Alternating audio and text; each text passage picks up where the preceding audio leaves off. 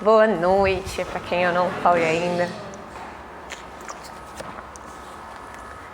Pois é, então temos esses encontros, né? Conheço a professora, eu acho que eu tinha 11 anos quando ela me deu aula de história. Encontrei uns anos depois, quando ela foi fazer aula com o meu marido.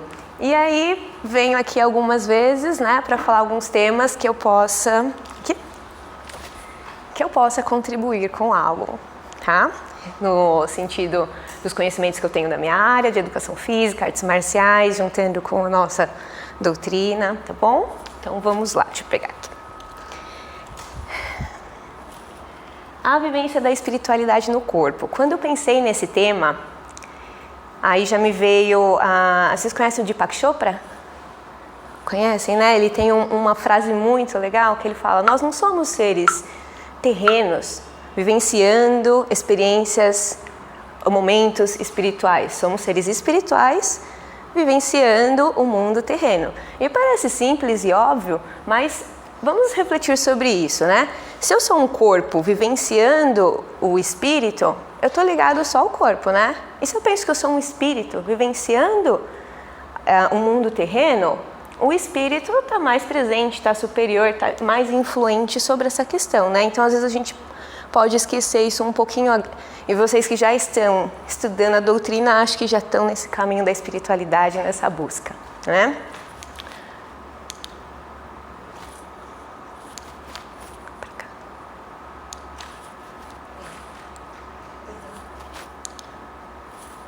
Não.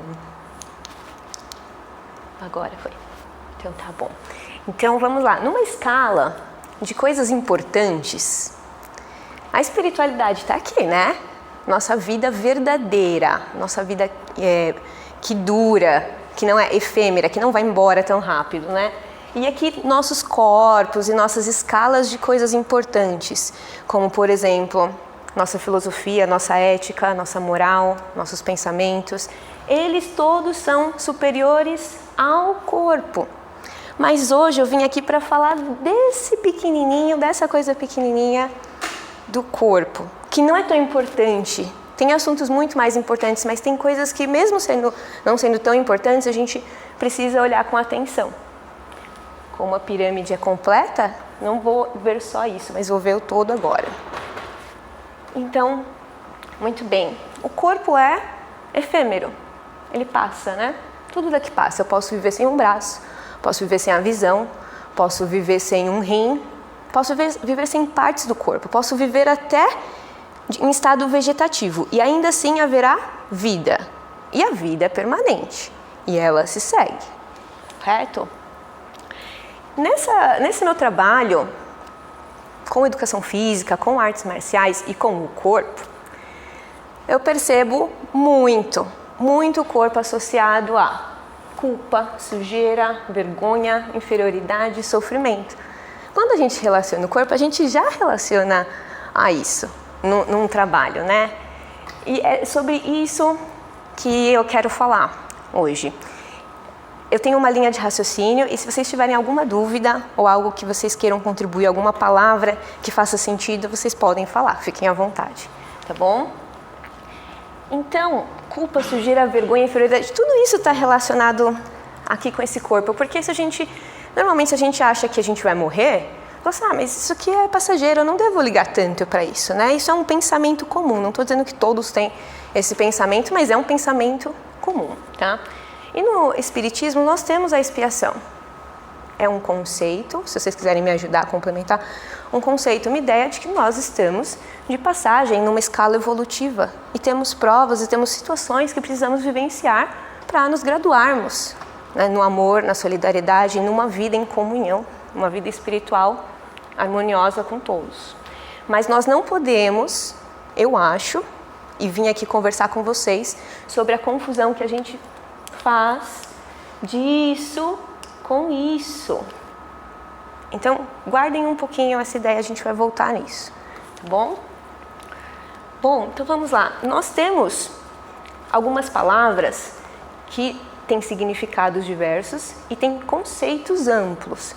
Manga, tem a manga da blusa e a manga da fruta. Uma palavra, dois usos, dois significados, né? E aí quando eu falo que o corpo é inferior, vamos pensar no significado dessa palavra, inferior. Numa empresa existem funcionários, existe o controlador de acesso, a pessoa da limpeza, o gestor, o administrador, o dono. E aí nós temos o cargo operacional que é tido como inferior, não é? Ou não? Não é? Hierarquia. Na hierarquia a gente já pensa... Então, nossa, o chefe aí, o líder, ele estudou, né? Por isso que ele está lá naquele cargo. Então, vamos refletir sobre esse ponto, porque pode vir junto dessa palavra inferior algo como ruim, desigual, pior, e o inferior não é exatamente isso. Vocês concordam com o que eu estou falando?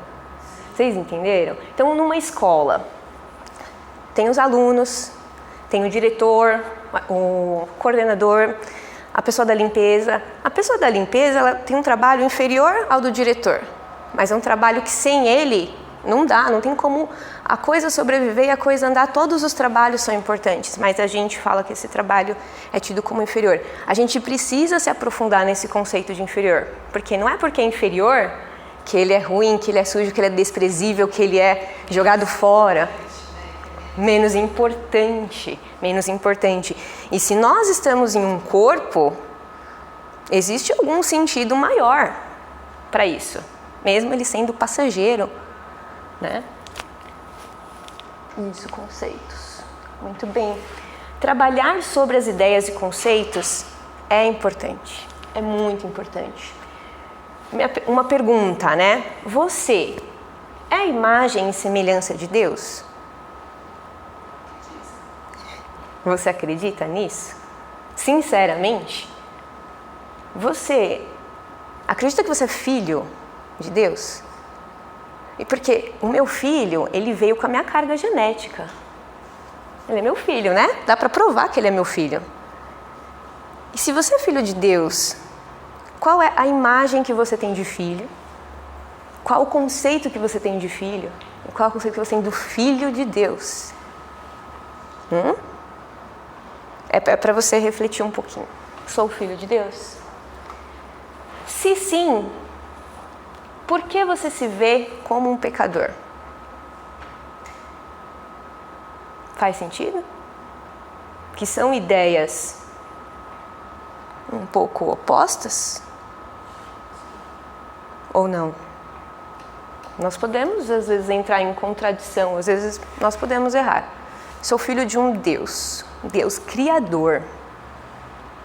E eu me vejo com aspectos negativos, de sujeira, de inferioridade, de pecado, né? Pensa um pouquinho nisso, um minutinho só nesse conceito, porque nós crescemos ouvindo todos os você é, e aquilo vai entrando, tudo que você acha que você é. Não é verdade? Não? Estão quietinhos? Um dia eu estava lá no Instagram, rolando o Instagram, passou um moço falando assim, nossa, por que você dorme? Você precisa dormir 8 horas por dia, 1/3 da sua vida você precisa dormir. Porque o espírito precisa se libertar um pouco. O corpo é igual uma concha, limita o espírito. Então a gente precisa desse sono. Concordam? Quem concorda, levanta a mão. Isso. Na hora eu concordei. E pode ser uma verdade. Mas junto dessa ideia, vem a ideia de que o corpo é... Oi? Prisão. De que o corpo é uma prisão. Oi? É uma prisão. Mas você fica com ele 2/3 da sua vida. E aí você vai ficar com ele e com o pensamento de que ele é uma prisão. Você quer se libertar dele? São ideias completamente contraditórias. A gente precisa trabalhar nesses conceitos. Se o corpo é uma prisão, então peraí, ele é uma prisão? Que tipo de prisão? Porque o meu conceito de prisão é algo negativo. Não posso sair. Alguém determinou tantos anos de prisão. Não é verdade? Acho que ele pode ser preso na mesma faculdade. Oi? Faculdade. Então a gente pode pensar... Tem que comparecer, tem que ficar nela para aprender. Passar, aí a gente vai trabalhando o conceito. Estou num corpo, é limitante 100%? Não. Então ele é limitante, mas ele é totalmente limitante? Porque eu não posso voar, não posso respirar embaixo da água, não posso correr como uma chita, tenho limitações e tenho possibilidades. Então vamos conceituar, vamos expressar quem eu sou, quem eu estou. Sou espírito, estou corpo, passageiro, parcialmente limitante, possibilitante. Sim? Algo mais? Reprodutivo, criador. Co-criador, né? Muito bom. E aí, pensando nos conceitos e ideias que todos os dias nós compramos, nós aceitamos e às vezes não percebemos que temos, que ideias lá no fundo estão escondidas, vinculadas com outras, que podem te levar a concepções errôneas de si mesmo, que podem te limitar ou te bloquear. Se você tem um conceito de mãe e você se tornou mãe, você segue o conceito de mãe, não é? E às vezes a gente quer corresponder conceitos e ideias que nós recebemos, que nós nunca refletimos sobre isso e queremos só corresponder a isso.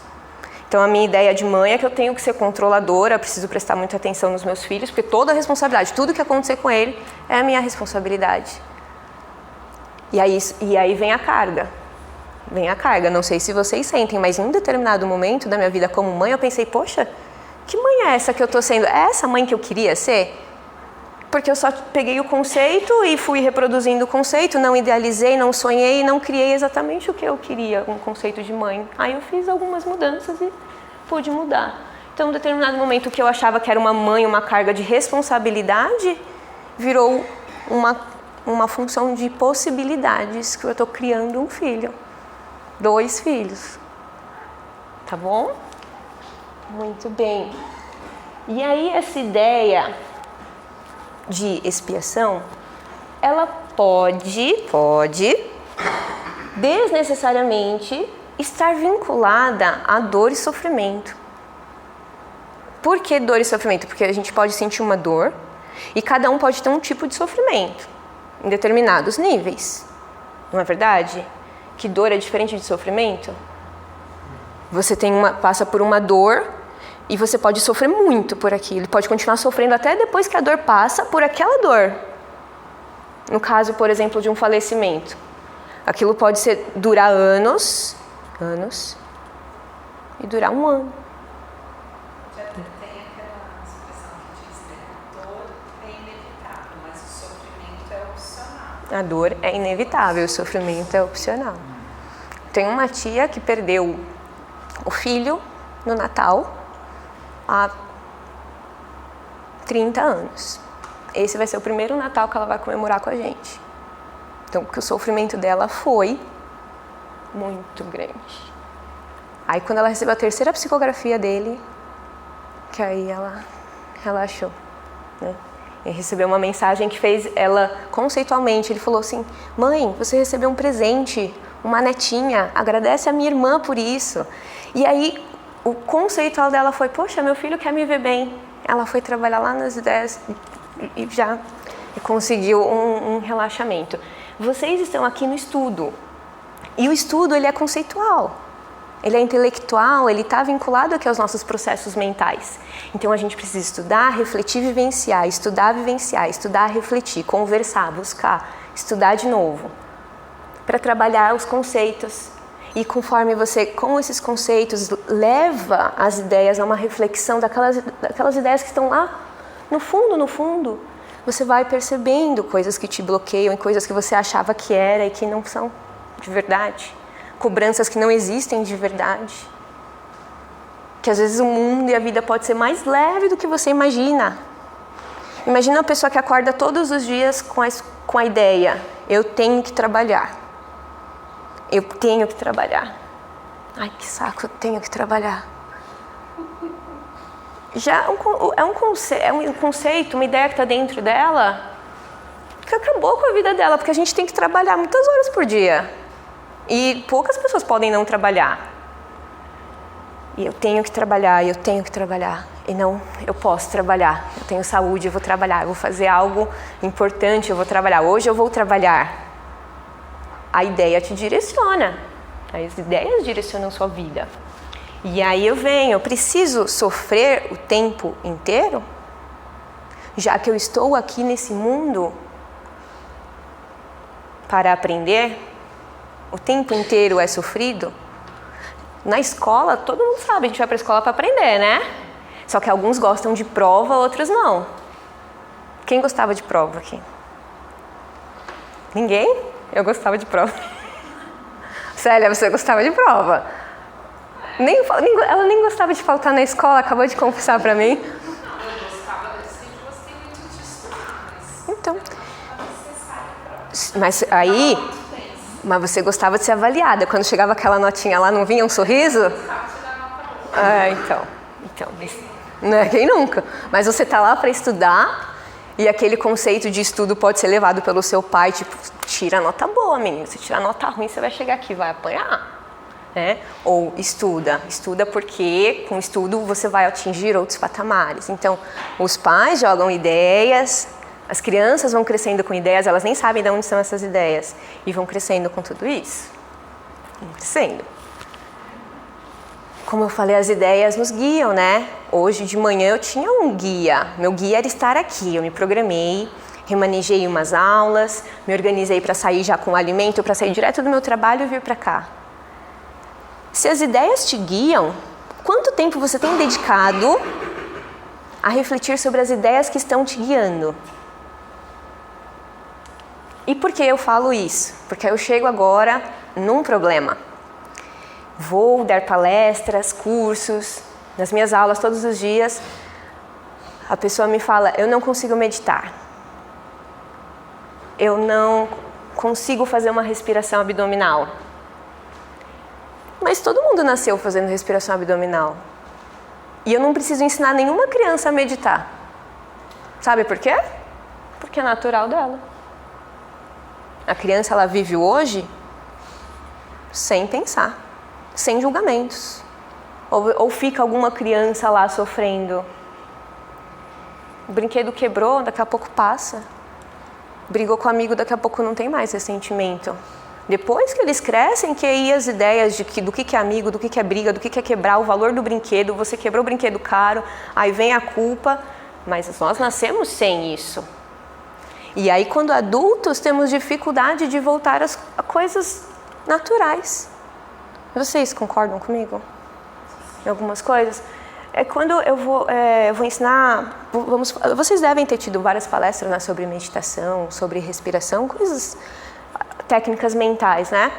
E simplesmente falem para mim dificuldades que vocês tiveram nisso. Tem gente que tem dificuldade de ficar sentada. Não consigo ficar sentada. Não consigo ficar numa postura. Me incomoda. Eu preciso pensar em alguma coisa. Olha, quando eu escuto que alguém fala, eu preciso pensar em alguma coisa todo tempo. Quer dizer o quê? Que a pessoa não consegue ficar à vontade com 2 minutos no vazio. E às vezes esse próprio vazio, que pode vir coisas que ela não quer pensar, ela já fala, não vou ficar quieta. Porque se eu ficar quieto, meu subconsciente vai jogar para o meu consciente coisas que eu não quero nem ver que estão dentro de mim. E isso é uma coisa tão simples. A maioria das técnicas mentais, dos insights que vocês podem ter, das conquistas, são naturais e são simples. Nós que complicamos. Por quê? Muitas ideias que estão lá bloqueando. Não sou yogi, não tenho esse jeito zen, não, isso não é para mim. Porque já tem imagens prontas que você quer corresponder com isso, né? Vocês podem me falar algumas, desses minutos aqui que nós estivemos conversando, tem alguma coisa fez sentido para vocês? De pensar de algumas ideias que podem bloquear vocês? Alguém pode me falar alguma? Queira falar? Eu falei, por exemplo, dessa ideia de mãe. Foi uma ideia limitante, uma ideia que me pesou. por muito tempo. Eu fui mãe com 19, né? 19 anos. Então eu não queria, né? Eu não passei por aquele processo, nossa, eu quero ser mãe. Minha irmã brincava com todas as crianças, eu nem queria saber de criança. E fui mãe.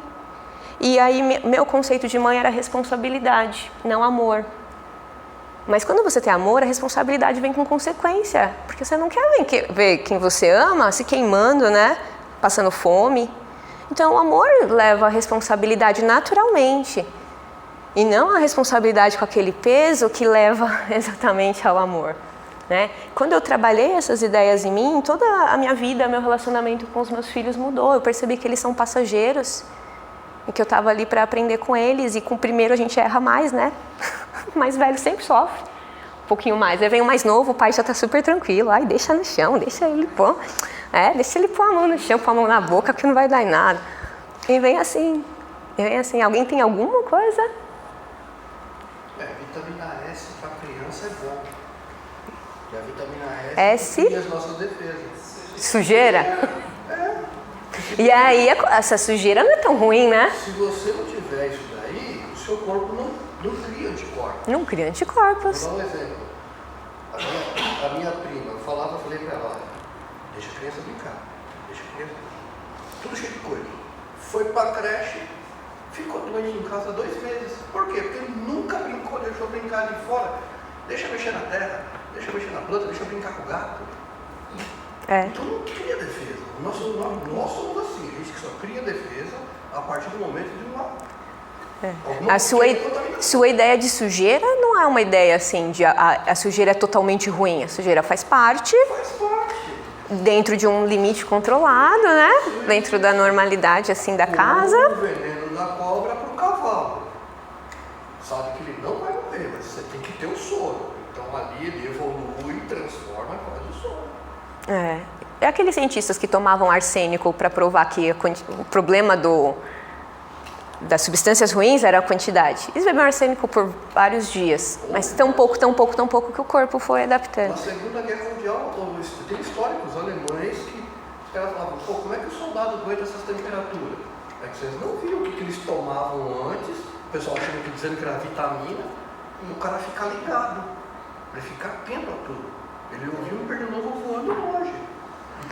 E aí junto disso a ideia de morte, de você estar prestes a morrer. Olha a ideia, eu tenho que trabalhar com essa ideia. Eu tenho que dar tudo de mim, né? Senão minha vida está extremamente jogada nisso, né? A senhora ia falar? No conceito de não consigo meditar, eu não consigo dormir sem barulho. Eu sou tão ativa que se eu desligo tudo, apago tudo, eu começo a pensar, não consigo nem dormir. Eu tenho que ter algo para me focar, para centralizar. Te distrair. Distrair para eu conseguir dormir. Para você conseguir dormir. Eu tenho um conceito de que eu não consigo meditar por conta disso. Nem dormir eu não consigo quando eu tento zerar. E você vê isso como um problema? Não, eu já me acostumei. Não é um problema. Não, até o momento não. A minha mãe também é assim. Só dorme, aí tem o timer, né? Põe o timer lá ali, 30 minutos, desligou.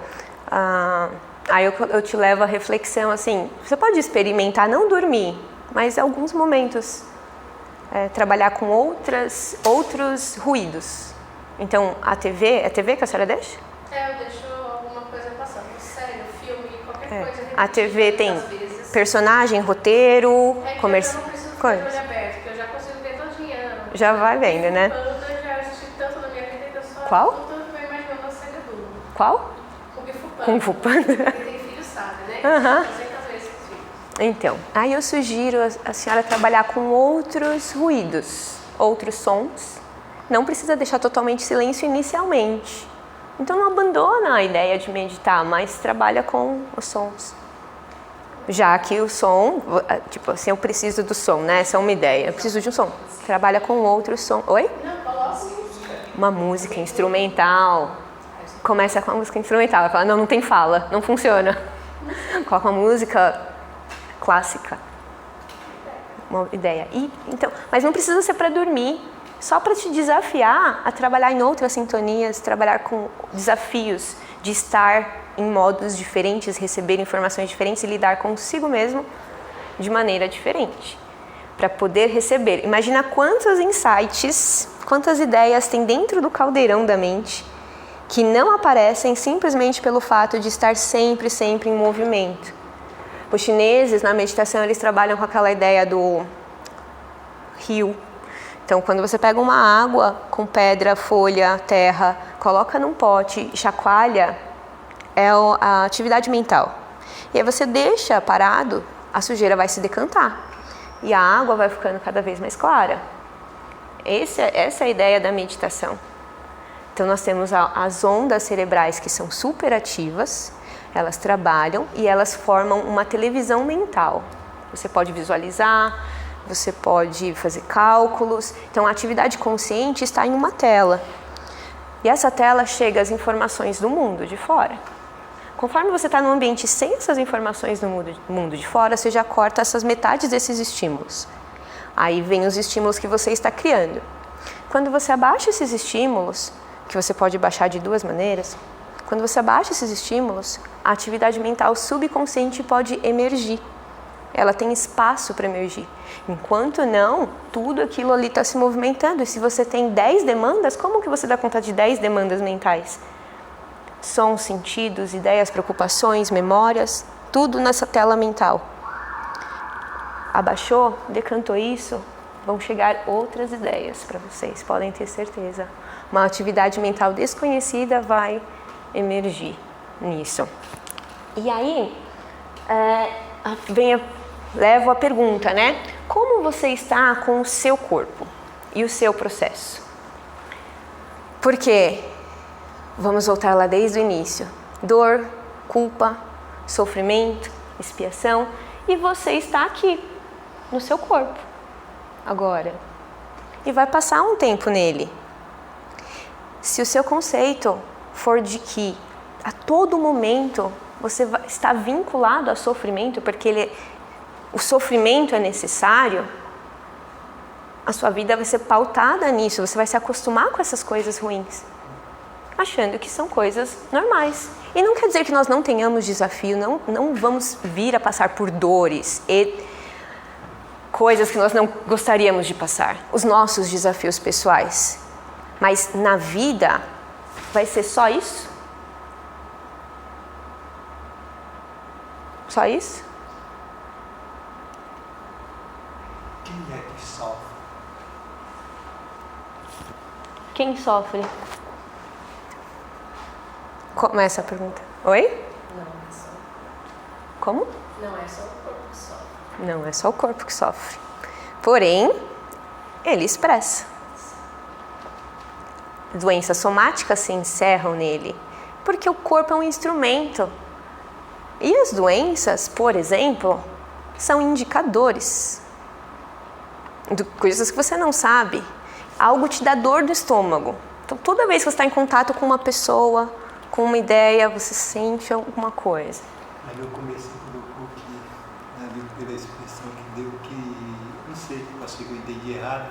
Eu não sou o corpo, eu não sou o que eu penso. Não é? Não sou o que eu penso, não sou o meu corpo? Eu estou no corpo. Sim, mas não sou o corpo. Mas estou... Quem sofre é o corpo. A essência não sofre. O eu sou não sofre. Mas nós temos outros corpos, né? Tem outros corpos. Outros corpos, né? Então, corpo físico. Eu não sou o que eu penso, eu não sou a mente, eu sou algo muito mais... Muito maior. E que... Eu sou algo maior. Algo maior. Tudo isso. É o que observa, é o que sabe, é o que é o que não tem que... eu imagino que essa centelha aqui do divino em nós, esse não tem o que evoluir, já é. Já é? Já é. Vocês ouviram isso? A ideia que ele me passou? Então, no começo nós falamos da ideia de que eu não sou o corpo. Pode ser, não sou eu que sofro. E aí o divino em nós não sofre, ele já é. Mas nós estamos aqui agora e eu nem posso sair desse corpo agora. Mas aí, o que sofre, eu fico pensando, assim, quem sofre é o ego. São o que nós pensamos que somos. É aquilo que eu acho que sou. O que eu acho. Né? Oi? A gente A gente acha demais, né? A gente acha demais. O que você acha? Eu acho muita coisa. E a gente nem sabe se tudo isso é verdade, né? A gente fica falando, pensando, e pode ser que seja tudo uma besteira, né? Aí uma hora a gente descobre que tudo que a gente ficou pensando. Você não é daqui, eu não sou daqui, eu estou aqui, só estou aqui. Não vou ficar aqui. E o que não vai ficar aqui? O que fica aqui? É o transitório, a essência. O que fica Sim. Pensando nessa coisa muito delicada de essência do que permanece e do que vai, eu trouxe hoje essa ideia de corpo para a seguinte ideia. Hoje você está nessa prisão. Hoje você está nessa prisão. E aí, essas ideias de dor e sofrimento estão aqui, que você está vivenciando tudo isso. Mas poderia ser mais leve. Se as ideias fossem mais leves. A ideia que também, um conceito que você tem que você está preso. Você está preso. Quantas pessoas aqui são desapegadas? Eu não sou tão desapegada assim. Percebi que não sou. Mas a gente sabe que a gente vai deixar tudo aqui. Mas, sinceramente, você entende isso? Porque o apego é tão grande aos formatos, às formas, ao que eu tenho, ao que eu comprei, ao que eu conquistei, que não parece que a gente pode sair daqui em 5 minutos. 1 hora, ou 10 anos, ou 100 anos. Não parece. Sinceramente, você é desapegado. Então, essa ideia de que a gente vai partir é uma ideia que nós espíritas podemos trabalhar mais, e isso gerar menos sofrimento para a gente em relação à interpretação das pessoas que estão indo, que nós veremos, podemos ver em sonhos, podemos conversar e veremos em um tempo. Isso traz mais paz, não? Para mim traz muito mais paz, principalmente quando você tem um vínculo com alguém, perde esse alguém. Isso se fortalece. Às vezes uma pessoa que não passou por nada disso pode falar, ai, que besteira. Quando você passa pela situação, acreditar que você vai encontrar alguém novamente não te dá mais paz e menos sofrimento? É uma ideia que te guia. Oi? Eu exijo que seja assim. Exige? Você está se jogando para lá, não era isso? Como assim? Cadê papai, mamãe? Quer ver todos. Quer ver todos. Porque é assim. Pode ser de outro jeito. A tua fé, a tua crença e as suas ideias estão correspondentes com todas essas suas ideias. E esse tempo que a gente está aqui, o que a gente faz? 2/3, porque 1/3 você está dormindo e tanto dormindo você está livre. 2/3. Até evoluir, né? Uma pessoa Faz. E parte, temos aí nossos desafios, cada um com o seu. Cada um com a sua carga, com a sua listinha de coisas a se cumprir. E nesse interim, porque não é 24 horas que você está nisso, né? A gente não está em guerra todo o tempo, né? Nossos desafios todo o tempo. Tem a expressão do corpo. O corpo expressa todas as suas ideias. Porque toda a sua carga está aí no seu ombro, invisível. Tudo que te limita, te guia a limitação. Mas você às vezes nem pensou sobre isso. Alguém aqui já assistiu Lúcifer, a série Lúcifer? Você assistiu até o final? Assistiu? O que vocês acharam daquela imagem, aquele conceito de Deus que a série passa? É um Deus diferente do que a gente cresceu vendo. Quem não assistiu, é uma série muito interessante. Muito interessante. Porque imagina Deus, tem os filhos, os anjos, e eles brigam igual a gente. Sim. Aí vem aqui Deus, né? Vem aqui Deus. Aí toda vez que Deus aparecia, tinha um musical. Então Lúcifer já falava, ai meu pai apareceu. E tinha um musical. Porque aquele Deus gosta de arte. E ele criou cada um com possibilidades e dons, porque o mundo é um espaço de criação. Então, cada anjo não tem um dom? Cada anjo não tem uma missão, uma tarefa? Cada pessoa também recebe com uma. Aquela concepção de Deus que está naquela série é uma concepção tão libertadora. Quando Deus larga tudo e ele só quer ir viver o amor dele.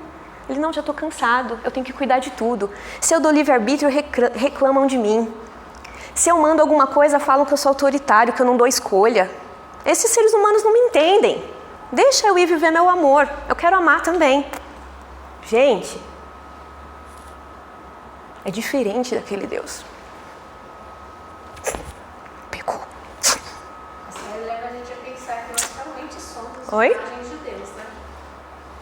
Se eu sou filho de Deus, tenho alguns desafios, mas eu também tenho um espacinho para a felicidade, para a criação e para experienciar o que o paraíso tem. Não totalmente, porque a gente tem que comer, porque dá cansaço, o corpo soa, né? O corpo dói. E tem partes ruins, mas vamos olhar para todas as nossas possibilidades de criação e de expressão e vivência de pontos positivos? Era esse ponto que eu queria chegar. Vamos trabalhar nossas ideias para as possibilidades, para as aberturas, para quem nós somos de filhos de Deus. Eu não sou um filho de Deus que está aqui só para sofrer, não. Eu tenho, né, que passar por algumas coisas, porque se eu não passar, eu não entendo. Aí depois que você passa por determinadas coisas, você fala, eu entendi, eu deveria perder aquilo. Eu tenho que perder, eu tenho que aprender a perder, eu tenho que aprender que as coisas são passageiras, eu tenho que aprender que esse filho não é meu, esse filho é de Deus, é o filho do mundo. Esse filho não vai viver comigo até ele morrer. Então, tem coisas que você vai aprender pela dor. E também pelo amor. Por que não? Não é? A gente só pode aprender pela dor? Aquelas imagens que estavam passando aqui no início, só de ver aquelas imagens já... Nossa, já me traz uma... Já deu tempo, né? Me traz uma felicidade pelos conceitos que eu tenho de possibilidade de poder estar lá, de poder ver aquela luz, de poder ver aquele mar, de poder surfar, de poder passear, de poder viajar, estar com a minha família. Então era essa a mensagem que eu queria deixar hoje para vocês, tá bom? Muito obrigada.